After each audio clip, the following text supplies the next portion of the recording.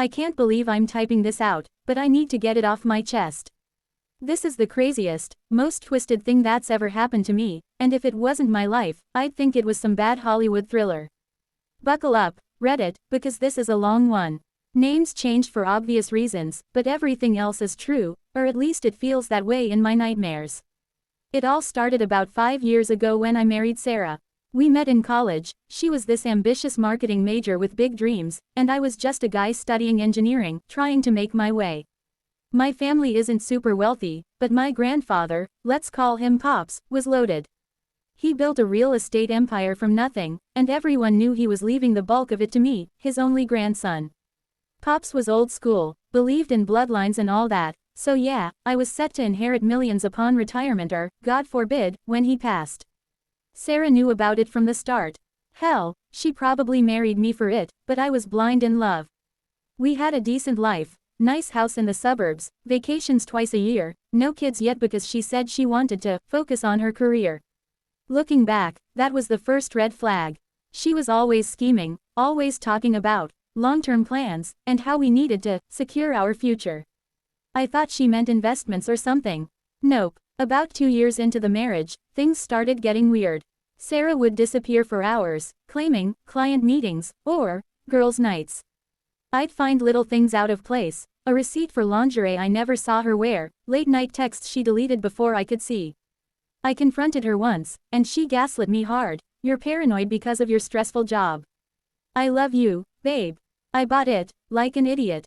Then, one day, I came home early from work and heard noises from upstairs. Moans, laughter, the works.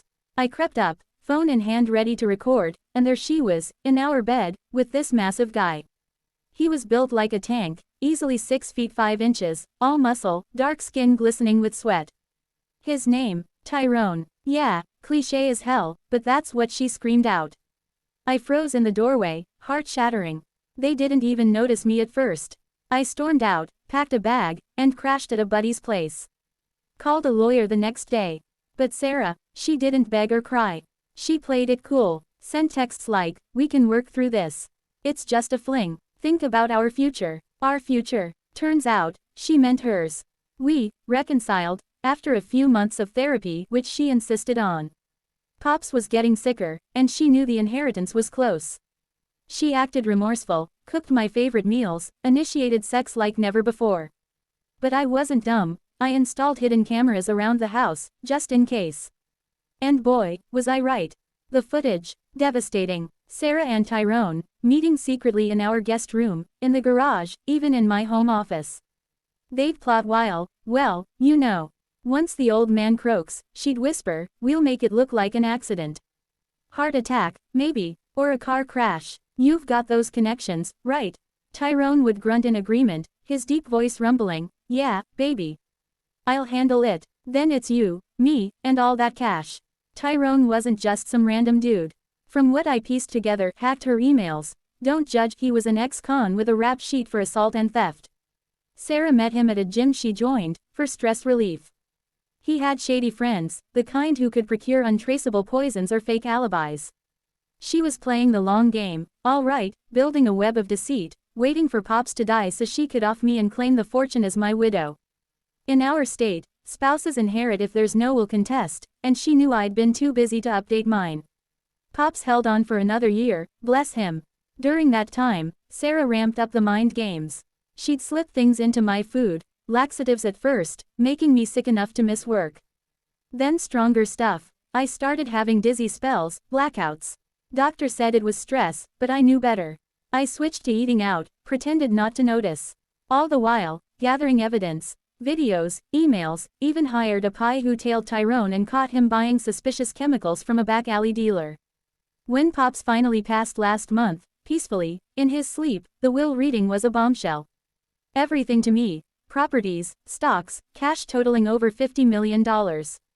Sarah's eyes lit up like Christmas, but she played the grieving wife perfectly. That night, she suggested a celebratory trip to the mountains. I agreed, but I was ready. We drove up to this remote cabin Pops owned. Tyrone was waiting, hidden in the woods. I spotted his truck on the way in from a drone I had flying. Yeah, I went full paranoia mode. Sarah acted all lovey-dovey, but as soon as we settled in, she went for a walk. Minutes later, the door bursts open, and there's Tyrone, grinning like a maniac, holding a gun in one hand, a knife in the other, and, get this, a pouch of ninja stars slung over his shoulder. Time to collect, white boy, he snarled. Sarah's mine now. What he didn't know, I'm not just some soft engineer. Pops trained me in martial arts as a kid, jujitsu, Krav Maga, the works. And I'd been preparing for this. Hidden in the cabin were my own weapons. A concealed pistol, a tactical knife, and yeah, a set of throwing stars I'd practiced with for months. Pops was into weird collectibles. The fight was chaos. Tyrone fired first, but I dodged behind the couch, grabbing my gun. Bullets flew, wood splintering, glass shattering. He charged, swinging the knife wild. I parried with my own blade, slicing his arm. Blood everywhere. He roared, pulled out a ninja star, and hurled it at my head. Missed by inches, embedded in the wall. I countered with one of mine, nailed his shoulder. He dropped the gun, went for the knife again. We grappled on the floor, him using his size to pin me, but I twisted free, elbow to the throat. He gasped, reached for another star. I kicked it away, grabbed my knife, and, well, let's just say it ended with him gurgling on the rug, my blade in his chest. Self-defense, pure and simple. Sarah burst in right then, eyes wide. She saw Tyrone's body, blood pooling, and screamed, unpoopy fucking believable. Her exact words, swear to God, she had this weird tick with potty humor when stressed. She lunged at me, nails out, but I subdued her easy. Cops arrived. I'd called them anonymously before the trip, tipped off about a break-in. Turns out, the evidence I had was gold.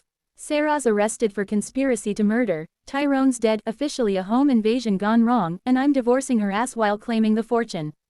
Therapy's helping, but damn, Reddit, what a ride. If you're in a relationship, trust your gut. And if your spouse suddenly takes up with a guy named Tyrone, run. TLDR, wife cheats with big dude, plots to kill me for inheritance. Epic fight ensues, he loses, she flips out. I'm alive and richer.